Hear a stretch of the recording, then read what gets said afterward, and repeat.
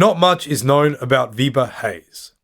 Much can only be speculated upon, such as his age.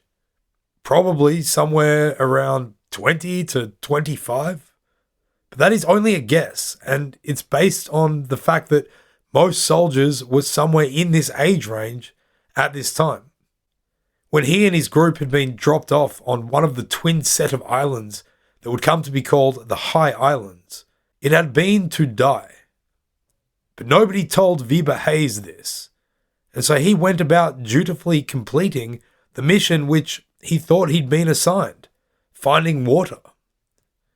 It took his group around about 20 days, but eventually 2 wells of fresh water were found on the island. One was near the beach, and another towards the centre, where the only hill in the entire archipelago could be found. It ascended to the daunting heights of around about 50 metres above sea level, which to these Dutchmen is basically a mountain. Surviving those 20 days was an objective that Geronimus had expected them to fail. However, Hayes' group learned very quickly that food, at least, would not be difficult to find. This island abounded with what they called cats. These, however, were no ordinary cats, but marsupials, called tamars. These are small wallabies that hopped about the place, providing a tasty meat and a good blood supply. There were fishing spots and plentiful bird life. But it still must have been such an immense feeling of relief and accomplishment discovering the wells, which they had done by hoisting large limestone slabs off of the sandy earth. Now it was certain that this island could easily sustain all the survivors from the Batavia. Having found the water, Hayes then dutifully followed the instructions of his high officer, Geronimus, and had lit 3 large bonfires to inform the others of their discovery. Now he and his men would sit back and wait for the rest of the survivors to arrive, and together they could hold out and wait for Pelsart and the others to return with a rescue ship. Presuming Pelsart and the others actually reached Batavia, of course, 3,000 kilometers away. Much to their surprise, however, the fires which they had made received no response from Geronimus or anybody else on Batavia's graveyard. This was the discovery that everyone had been waiting for, and so they were expecting to welcome boatloads of grateful and thirsty people landing on the beach. But nothing happened. Nobody came. So they waited, and they waited. What was going on Batavia's graveyard? Could everybody have succumbed to the elements already? Were they too weak to make their way here and to the fresh water that would save them? These questions were answered when refugees began washing up on shore, having swum or floated on makeshift rafts, bringing tales of violence and slaughter. Some told Hayes about their escape from Seals Island, where about 45 people had been sent by Geronimus. These people had been almost completely wiped out over the course of 2 attacks by Geronimus's gang. Almost every day, more men, women, and children were being murdered indiscriminately in any and every violent manner imaginable. Towards the end of July, one survivor from Batavia's graveyard had managed to steal a small yawl, taking from Geronimus one of his precious vessels and the best. This man, Aris Janszoon, also told Hayes of Geronimus's ultimate plan, which counted on Pelsart eventually returning with a rescue ship. Geronimus and his men would seize the ship and so fulfill their original mutinous plan of sailing the high seas and living a life of gay abandon or piracy. Yar. The few who were lucky enough to escape fled to the high islands, hoping that Weber Hayes was a more merciful leader than Geronimus. Unfortunately for these asylum-seeking refugee float and boat people, Weber Hayes rounded them up and sent them to Manus Island to be processed in an offshore detention centre. Wait. Sorry, this is the 17th century. Australia doesn't do that yet. It became clear to Weber Hayes that this situation on Batavia's graveyard had descended into an awfulness and a chaos beyond comprehension. There was absolutely no chance that they were going to go back to Batavia's graveyard, this island now soaked in blood. Nor would they be allowing any of Geronimus's Red Guard to join them. Hayes and his men had no weapons, and he became certain that they would soon be attacked. They had signaled to everyone that they possessed a source of fresh water, and water is everybody's favourite thing. So Weber Hayes, being the logistical and organisational genius that he was, he began to organise the defence of the island. He commanded the soldiers to make weapons out of anything that they could find. Driftwood, nails, stones, even their own clothes. And so it was that the soldiers, who had had to sacrifice their weapons to Geronimus, now rearmed themselves. And they did it with homemade swords, pikes, and even slingshots, which they would use to shoot spiky coral artillery at any attackers. This is not all. Knowing that their enemy would be coming at them with muskets and swords and other sharp and deadly weapons, Hayes also knew that the best survival strategy would be to avoid direct contact and try to prevent any attack from getting further than the tide line. So he ordered his men to collect large flat stones, and with these, they constructed a fort. From here, they could hide from musket shot and pummel any oncoming attackers with a deluge of rock and coral. Hayes was a go hard or go home kind of guy. The fort that Hayes's men built still stands today, nearly 400 years later, making it the oldest permanent construction built by Europeans in Australia. It also marked the beginning of centuries of European aggression and warfare on the Australian continent. Welcome to Stuff What You Tell Me, a podcast about resistance and rebellion in history, art, and culture. This is the unfortunate voyage of the Batavia, episode 7, Terra, Hayesia. This episode is brought to you by Wallabies. Wallabies, a rugby team for the whole family. Best served grilled.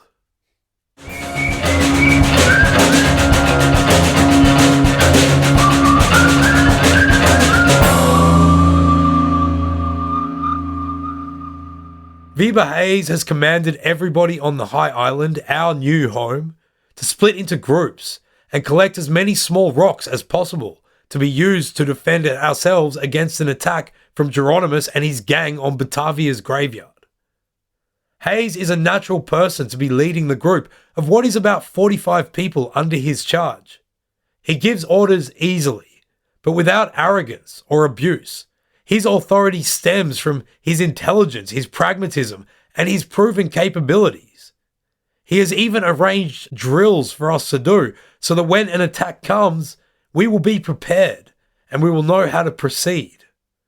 In fact, as agreed upon by every person who had spent any time on Geronimus's island, Hayes's island is a relative paradise.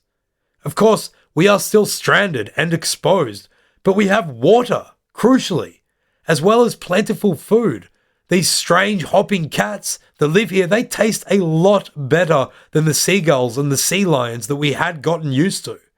As an added bonus, there are no marauding gangs of murderers roaming around and slaughtering innocent people here either, and that's really nice. We are put with a group of French mercenary soldiers, and together we scour the island in search for rocks. We don't understand a word that they are saying as they joke and they laugh with each other, but their smiles and their joviality are a nice respite from the despair that we had become so accustomed to on Batavia's graveyard. We still can't believe that our best friend, Jan Pelgrim, had actually tried to stab us to death in our tent. We pity him though, rather than hate him, for falling under the poisonous spell of the evil Geronimus. It is at this moment that the training which Weber Hayes has been putting us through first comes into effect, as we hear a cry of "To your positions!" and "A boat approaches!" We rush to our designated place on the right of the beach up on the higher ground with our French brethren, juggling the armful of rocks that we have found. To drop any would be to rid ourselves of valuable ammunition, and that could be the difference between a rusty sword blade to the face or not.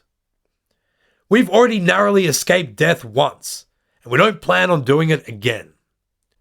As we crouch low in our position, we watch as the boat stops in the shallow water. 3 people aboard. It is still quite a long way out from the shore, but we see a lone, red-clad figure hop out and begin wading towards the beach. This obviously isn't the full-scale attack that we've been preparing for, so we watch and we wait for Weber Hayes' order on how to proceed. Hayes signals for 4 men to join him, and together the group move to intercept the approaching man, who is, surprisingly to us, unarmed, and they grab him and push him to the ground as soon as he steps on the sand. From a distance, we see Hayes hold the man down by his throat with one hand, whilst with the other he forages through his pockets and under his clothes, probably checking for weapons. He takes out what appears to be a parchment from beneath his red tunic, unrolls it, scans it, and then turns towards our position, signalling us and the French soldiers around us to join him. The parchment is a letter written in French and signed by Geronimus.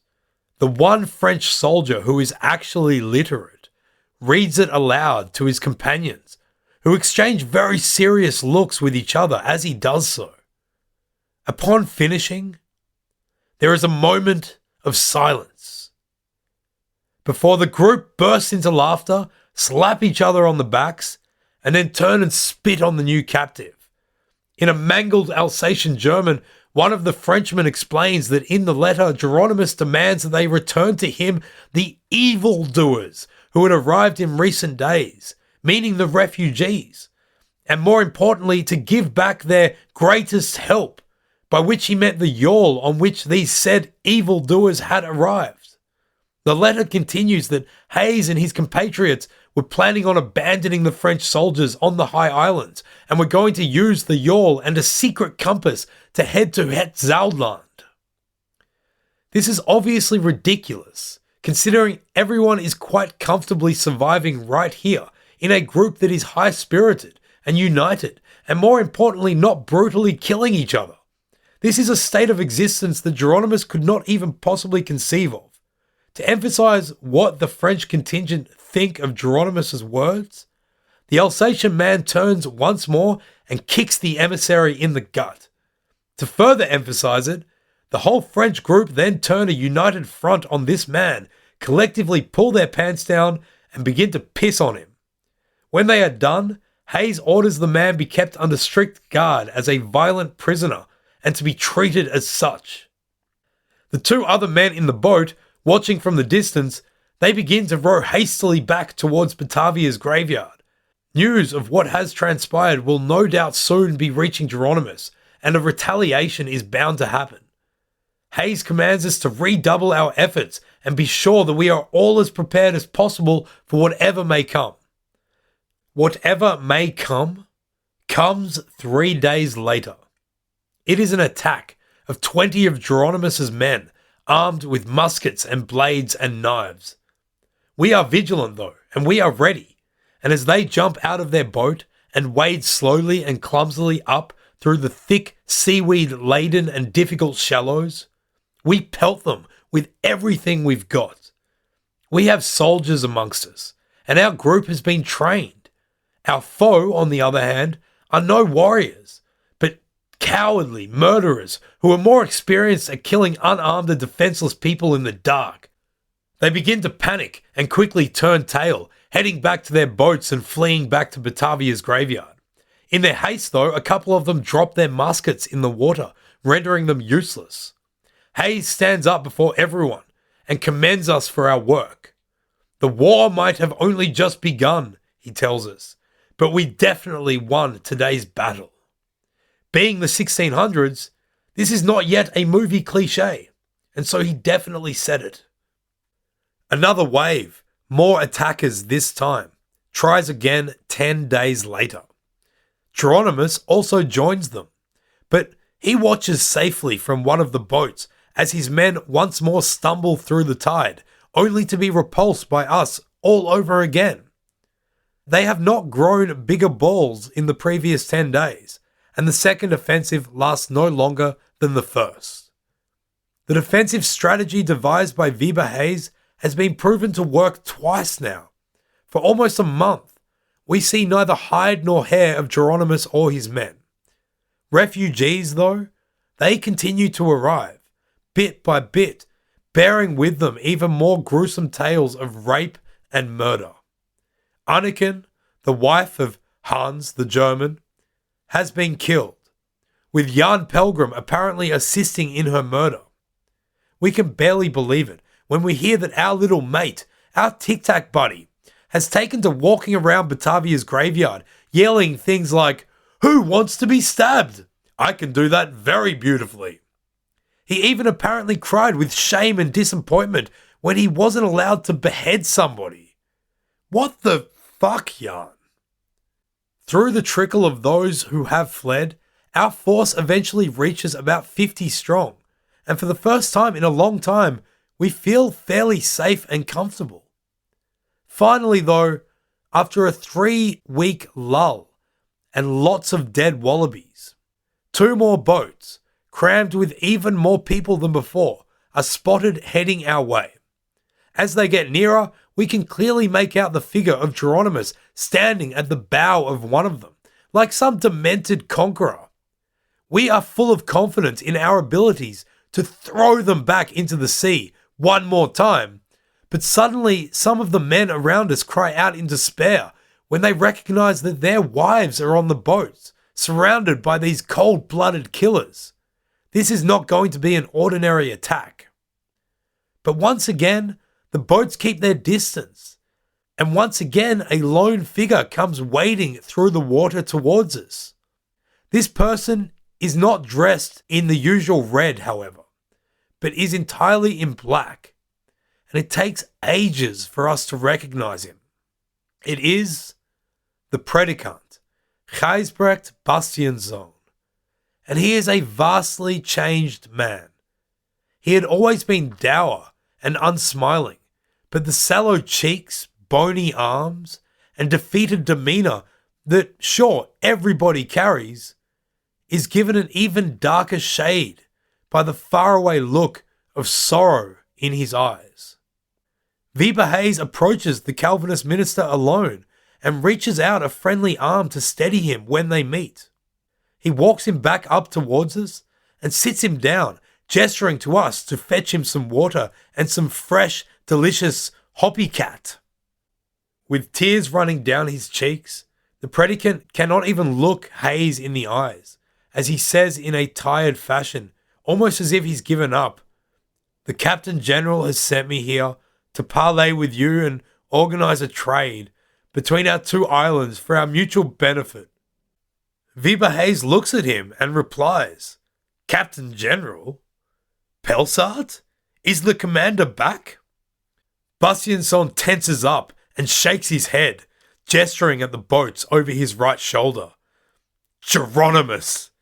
He made us sign an oath that we would call him that this morning." The words come off his tongue like he is spitting some vile substance out of his mouth, and he immediately breaks down, weeping before us. The man is utterly broken, and it is only after some coaxing that we hear the story of how his wife and 6 of his 7 children have been murdered and their bodies deposited in a crude mass grave, grievously without the proper burial rites and processes due them unto God. His eldest daughter, we remember, had been married off to one of Geronimus's henchmen, so avoiding the rest of her family's fate. She is now all that this man has left in this world. Geronimus wants to trade cloth for the little yawl that had arrived with one of the refugees, as well as water and fresh meat. Hayes chuckles when he hears this. Geronimus had sent him here to die and sent people to attack him, and now Geronimus was looking for help? Weirdo. But Hayes also knows that he is in a game of wits. Whilst we could use cloth, given that our clothing by now is all basically just shreds of material, this is more likely an attempt by Geronimus to manipulate a situation where he can overcome Hayes' rebel gang by subterfuge. But perhaps Hayes, knowing this, can himself now seek an opportunity to take advantage somewhere. So he agrees to Geronimus' offer. The trade is arranged for the next day. That evening, after having run through drills for possible scenarios that may come tomorrow, the defenders assemble around, and Hayes stands up to discuss the situation with all of us. We know that Geronimus is counting on a rescue ship arriving and plans to seize control of it and go a-pirating. Problematic for this plan is that any rescue ship will approach from the north, and so in our more northern position, we will have a chance to reach it before he does, and so warn the people aboard of his intentions. The yawl that we possess is much better than the 2 hastily constructed sloops that Geronimus has. It will be our best and easiest way of getting out to any ship that comes for us. So there is absolutely zero chance we are going to give it away. But we may as well see what Geronimus will do with our acceptance of his offer. The unfortunate voyage of the Batavia will continue after this short break. So the next morning, we once again hear the cry of a boat approaching. Again, it is crowded with many people, but this time, only a group of 7 men make their way towards us. One of them is the Predicant, who's obviously found himself in the role of mediator during this exchange. Another of them is Geronimus himself.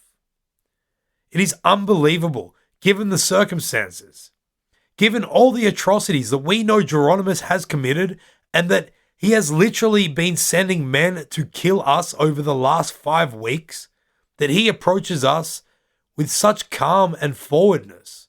The way he walks is as if he were the emperor of the Romans, and it belies a ridiculous arrogance. His pomposity, though, does contrast with the tattered and dirty nature of his red clothes and his pale, sallow skin. All of them are looking undernourished, but they keep approaching through the shallows up towards our near 50-strong contingent.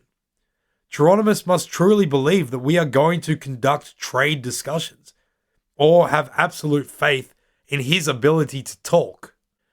Weber Hayes takes his 5 best soldiers and starts moving towards them. As we watch from our defensive position, we observe that the 2 groups do not hesitate as they come closer. We wonder whether Hayes will even let Geronimus say anything. As they come together, however, things seem cordial. The 2 groups face each other in opposing lines, and with the Predicant between them, words are exchanged between Hayes and Geronimus. Geronimus is full of gestures, and he wanders around in a casual manner. Hayes stays standing, but we see him put one hand behind his back as if scratching it. Instead, it is a small signal indicating that one of our units should join the group on the beach, something he had prepared us for. We, together with 4 other men, are to casually take down gourds of water and dried wallaby meat, our trade goods. We walk down towards the group on the beach. When we reach them, all the goods are laid out on the sand between them. Now everybody begins to inspect everything, and the lines break somewhat. We notice that Geronimus' men have begun talking to the soldiers who are there with Hayes. There is a really weird jovial atmosphere, and it feels absolutely contrived. One of Geronimus' men greets us. We know his name is David Zevank, and he's one of the upper mutineers. He looks down at us and is somewhat snarly, but he talks with a sweet tongue, telling us that they could really use our skills, and it is a shame that we left them when we had, as we were about to be promoted into Geronimus' inner circle. We think to ourselves that this is obviously bullshit. Looking over at Weber Hayes, who is still engaged in talking with Geronimus, it seems that all of Geronimus' men have been scattered amongst us now, conversing with all of our men. The whole scene is really strange, and the tension is still palpably there. Zevank goes on to tell us that he wants us to come back and has 6,000 guilders for us if we come over to their side.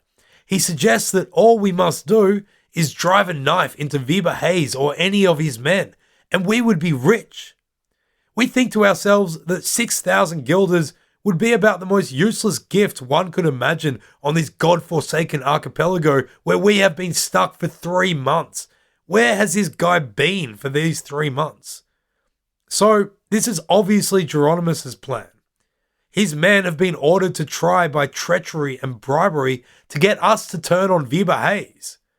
We remain alert, as we are certain that this plan is not lost on Hayes himself.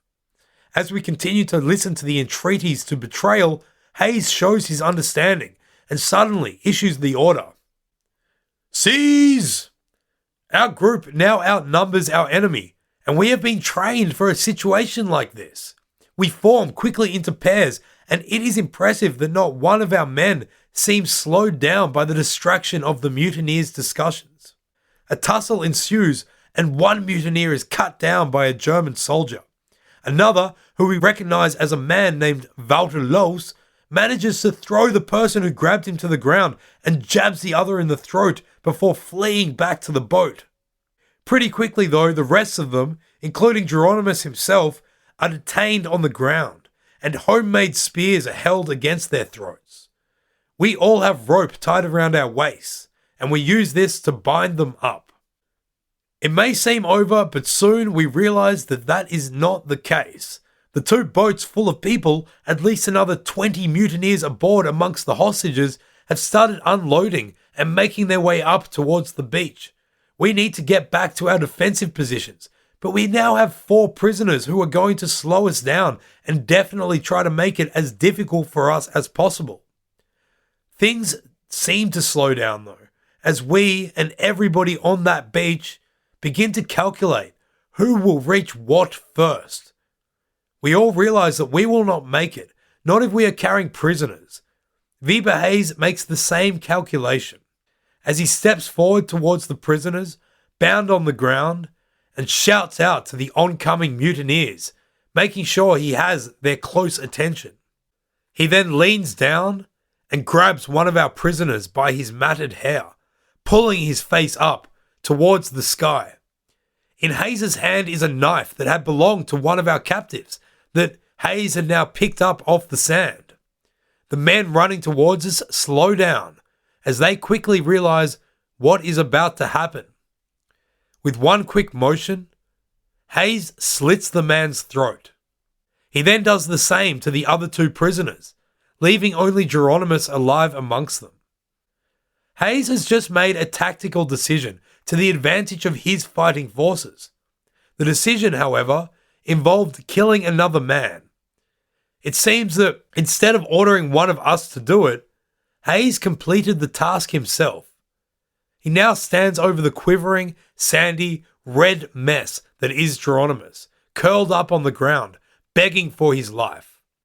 Hayes looks ominously out towards the oncoming horde, who have now slowed to a full stop. They now question whether they should attack. If they do, for sure, their Captain General will die, and we will be able to get back to our defensive positions before they reach us. They obviously decide it is not worth it, and that they have lost. Retreating back to their boats, they are leaving 4 of their best fighters dead on the beach. Only Walter Loos managed to get away, and Geronimus is now our prisoner. Also with us is the predicant, who now stands and stares down at the body of one of the dead captives. It is Kunrat van Hausen, effectively his son-in-law. His daughter, with nobody to protect her, is now alone.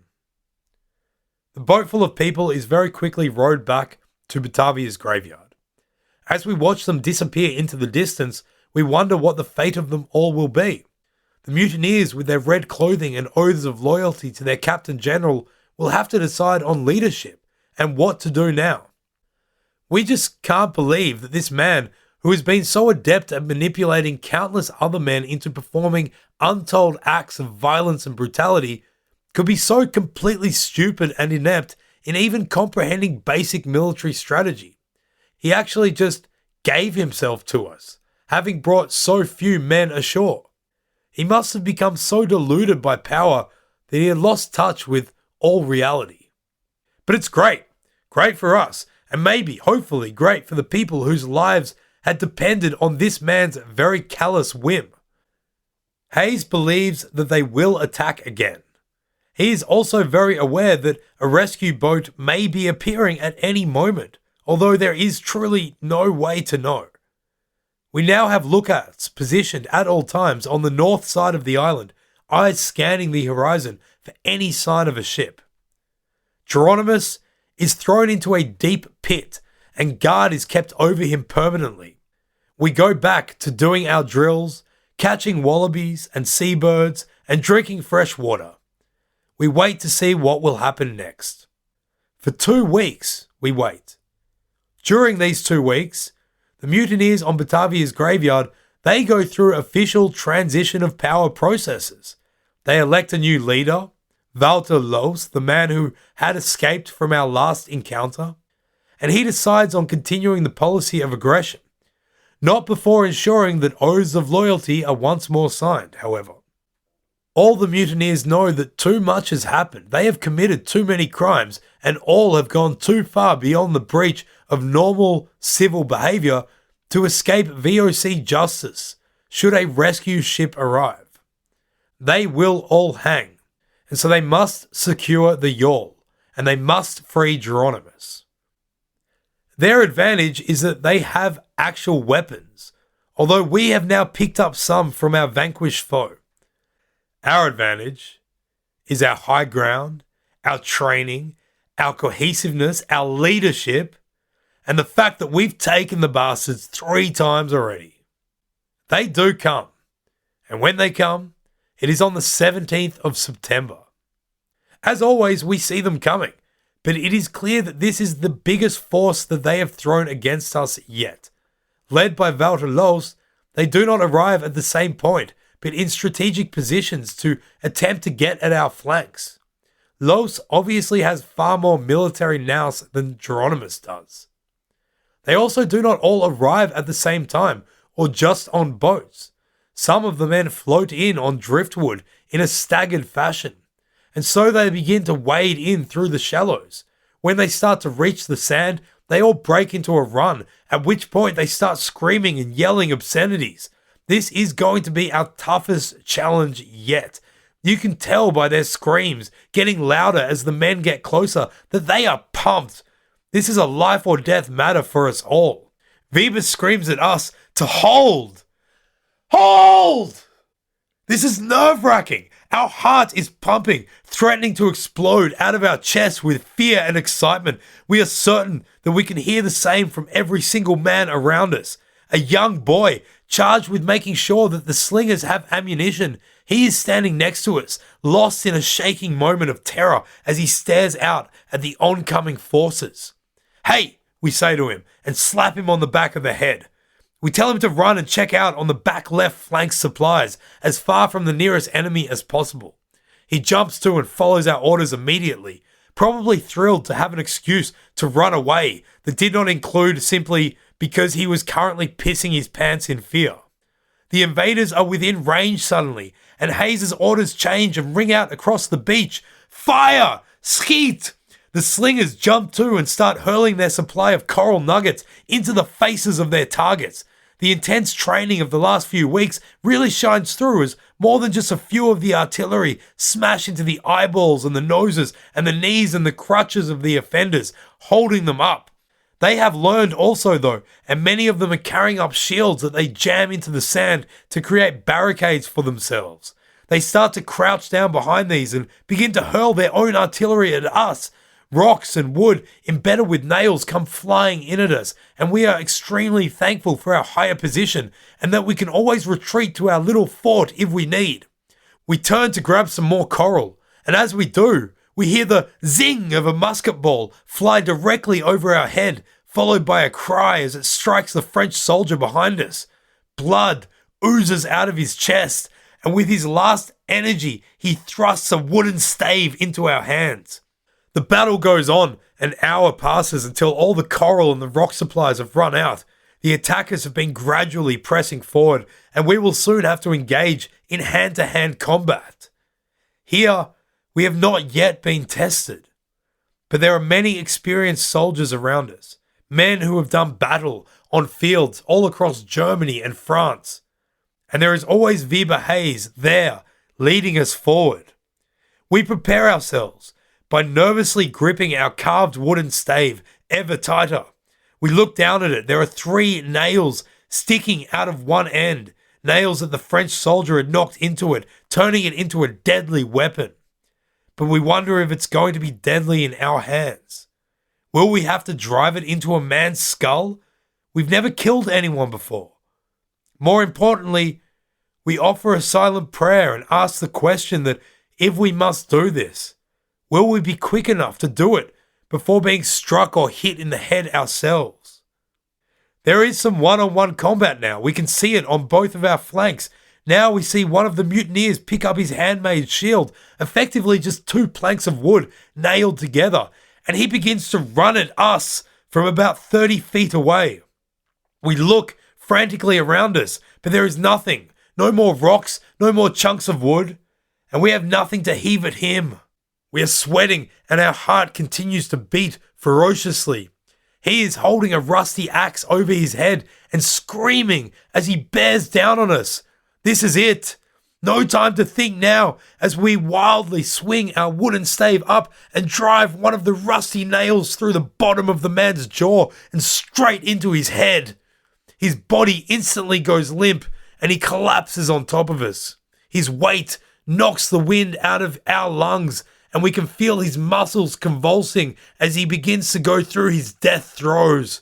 The stench of blood is suddenly entwined with that same familiar smell that we can remember from Amsterdam as his bowels loosen in one final gruesome act. It takes all the strength we've got left to push him off us and stand up as we clamber to our feet. We're in a daze, and as the battle rages on around us, we are in disbelief that our life has come to this. Less than a year ago, we had left Holland out of desperation, but at this moment, we would do anything to just be back there. Everything becomes dizzy, and we go down on our haunches.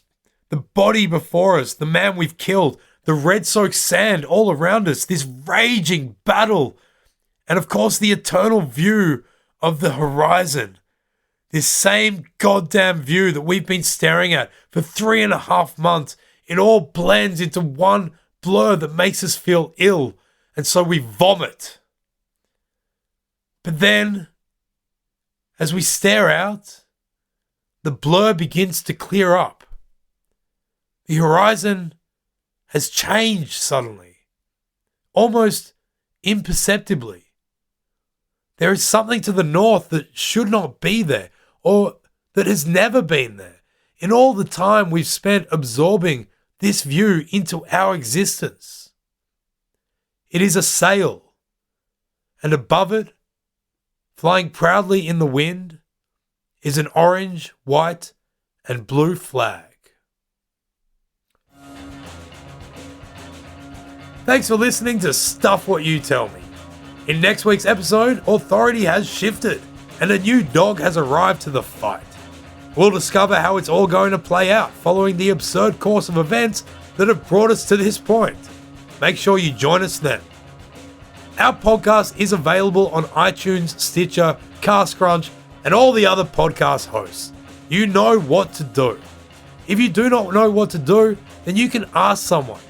What they will say is something like, "You should search for Stuff What You Tell Me on whatever podcast host and hit subscribe. Then write a review and definitely give it 5 stars." Or they may say something like, "If you are on any groups or forums about podcasts, you should tell others about how much you love Stuff What You Tell Me." They may also just say, "You should probably even get it tattooed on your face." We want to send out a big thanks to Mark McDade for sharing and liking our stuff. And of course, Mark wouldn't be here without his mum. So thanks, Mark's mum. Our website is not just for shits and giggles. It's where we share stuff that we feel is important and enhances the stories that we tell. There, you can find maps, paintings, graphs, and other useful information that we can't get into the shows. Check it out at www.stuffwhatyoutellme.com. You won't regret it. That's all for now, but don't rest easy. Further instructions will follow next time on Stuff What You Tell Me.